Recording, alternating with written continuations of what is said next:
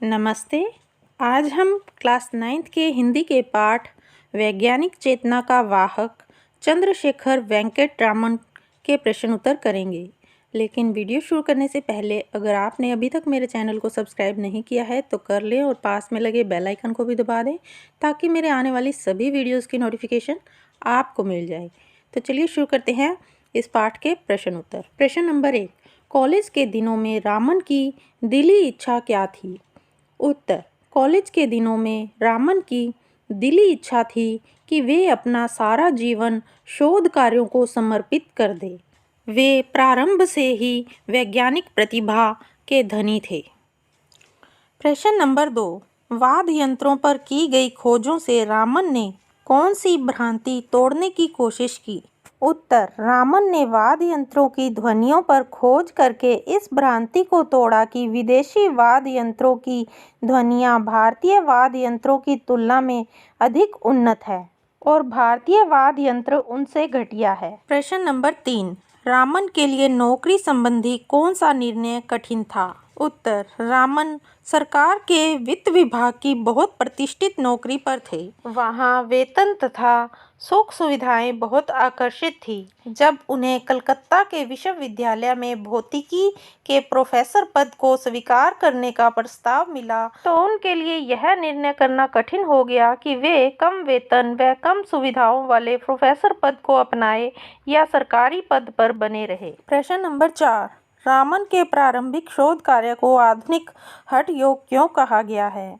उत्तर, doctor Raman प्रारंभ से ही विज्ञान के क्षेत्र में पहले से ही रुचि रखते थे।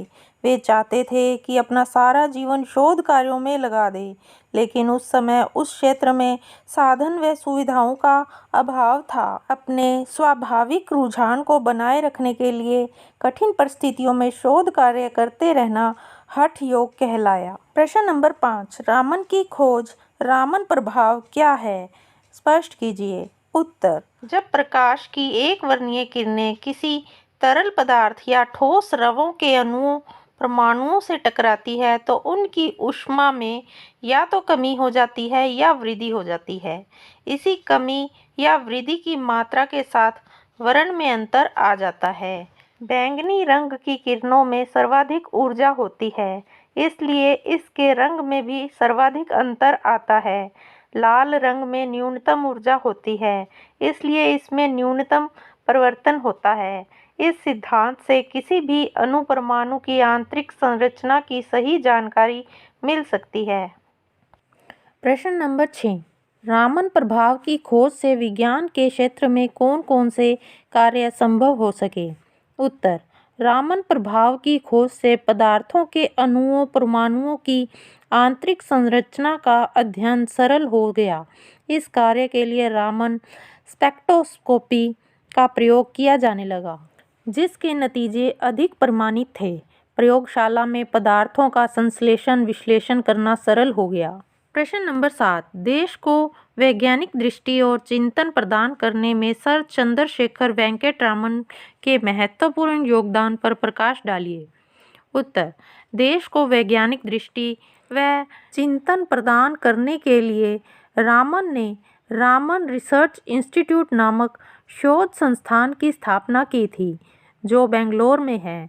भौतिक शास्त्र में अनुसंधान को बढ़ावा देने के लिए इन्होंने इंडियन जर्नल ऑफ फिजिक्स नामक शोध पत्रिका प्रारंभ की। शोध छात्रों को मार्गदर्शित करने के लिए व विज्ञान के प्रचार प्रसार के लिए करंट साइंस पत्रिका का संपादन भी करते थे। प्रश्न नंबर 8, सर चंद्रशेखर वेंकट रामन के जीवन से प्राप्त होने वाले संदेश को अपने शब्दों में लिखिए। उत्तर, रामन वैज्ञानिक चेतना और दृष्टि की साक्षात प्रतिमूर्ति थे। उन्होंने हमें हमेशा ही यह संदेश दिया कि हम अपने आसपास घट रही विभिन्न प्राकृतिक घटनाओं की छानबीन एक वैज्ञानिक दृष्टि से करें। तभी तो उन्होंने संगीत के सुर, ताल और प्रकाश की किरणों की आभा के अंदर से वैज्ञानिक सिद्धांत खोज निकाले। हमारे आसपास ऐसी न जाने कितनी ही चीज़ें बिखरी पड़ी हैं जो अपने पात्र की तलाश में है। जरूरत है रामन के जीवन से प्रेरणा लेने की और प्रकृति के बीच छुपे वैज्ञानिक रहस्य का भेदन करने की। इसी के साथ ही इस पाठ के प्रश्न उत्तर समाप्त होते हैं। आपको ये वीडियो कैसी लगी कमेंट करके अवश्य बताइएगा।